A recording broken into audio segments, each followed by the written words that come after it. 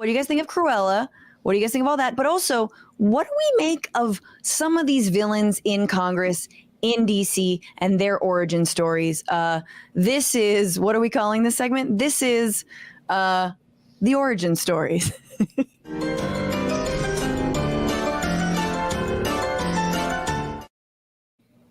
All right. Okay. So I liked Cruella, but I will say I don't want them to do this to Ursula because, as I tweeted, I want a bad bitch to be born bad. Sometimes a bad bitch is just bad, and that's okay. Like, Ursula's been bad. Don't take that from her. I don't need any sympathy for her. I already like her as a villain. Did you guys feel as strongly as I do about Cruella? I mean, I don't buy it because I think Cruella is an unreliable narrator. Because if my parents were murdered by a dog, I would not choose to, I don't know, wear that dog or continuously remind myself of that dog. Totally. Okay, so I haven't seen it yet, but if her backstory is literally she hates dogs because her parents were murdered by a dog, that is I mean, it's just the silliest, Batmaniest, I mean, I love Emma Stone, don't get me wrong, but I'm sorry, that's just ridiculous. That's really funny. We all basically were like, oh, what's it gonna be? Like, her parents were murdered by a dog, and then one of the first scenes is just like, and that's exactly what happened. Interesting. Yeah. But it is very good. It's long as hell, but it is good. It's fun. But I want to know, and I feel like, Max, you know the actual origin stories of some of these people. But okay, here's my origin story for Joe Manchin, senator from West Virginia. I think he was bitten by a radioactive Senate parliamentarian, which made him loyal to the Jim Crow filibuster.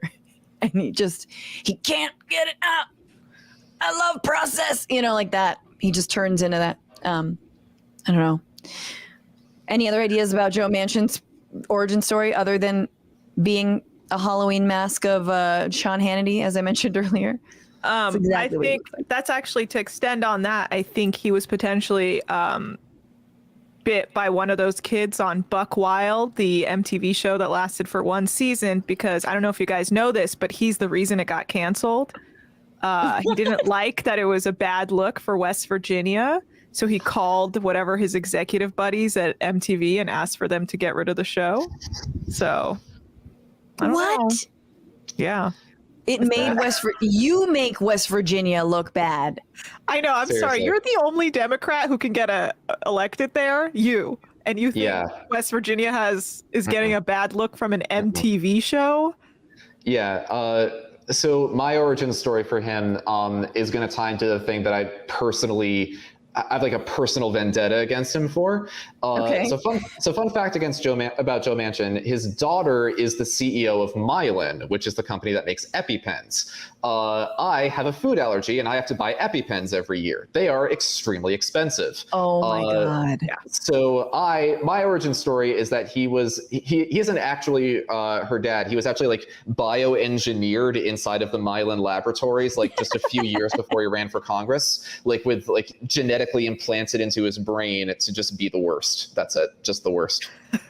My God. That is, then there you go, right there. We're like, I guess the donors, or I guess just your daughter who's like, we can't possibly, I mean, I don't even think lowering prescription drugs. I mean, how many times have we heard that phrase? I have yet to see a Democrat make good or a Republican make good on that promise to lower prescription drugs. But anyway, that's sickening and makes a lot of sense. Okay. Senator Kyrsten Sinema, my origin story.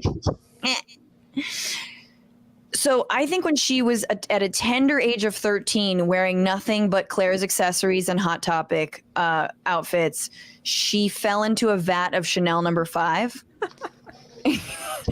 and then just emerged as a raging elitist. And she's the Dark Knight of the status quo.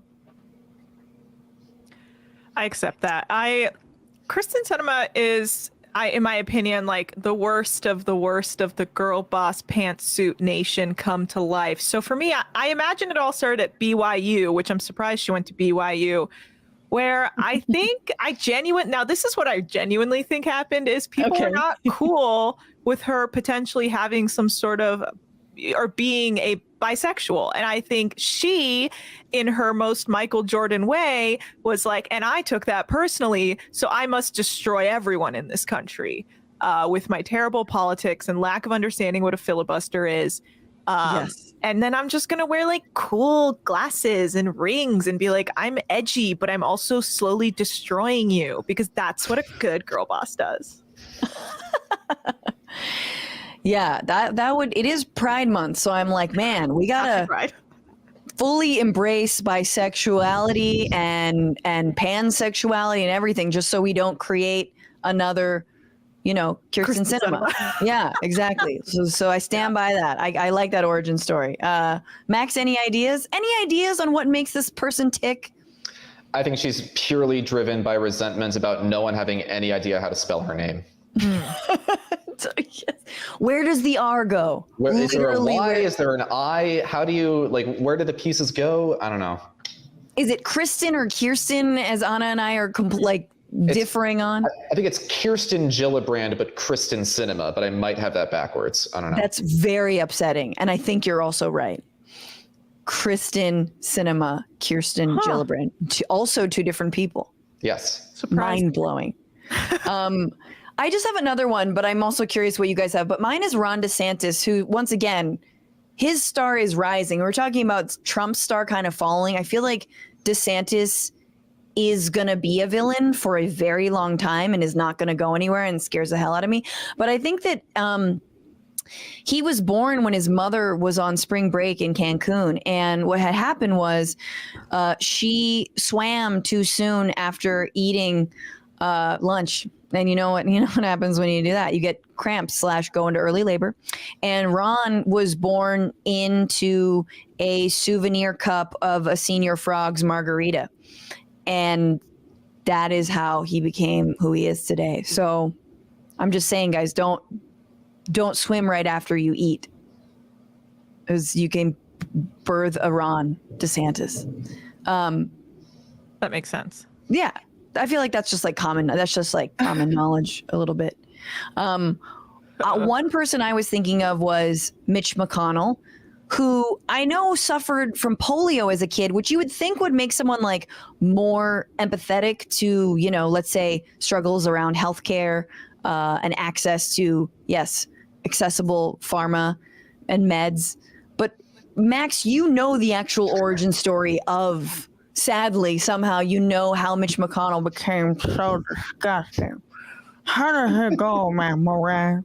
You know how he never actually said anything when he's talking like this? It's the most disgusting thing I ever seen in my goddamn life.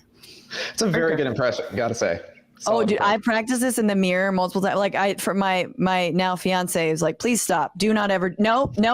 It actively scares him, but I'm so scared of that.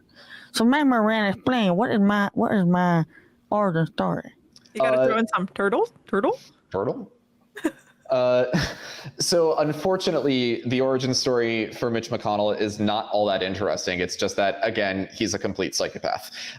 There's a great short book by Alec McGillis, great ProPublica reporter, called The Cynic, which is his attempt to answer this exact question: how did Mitch McConnell get to be this way?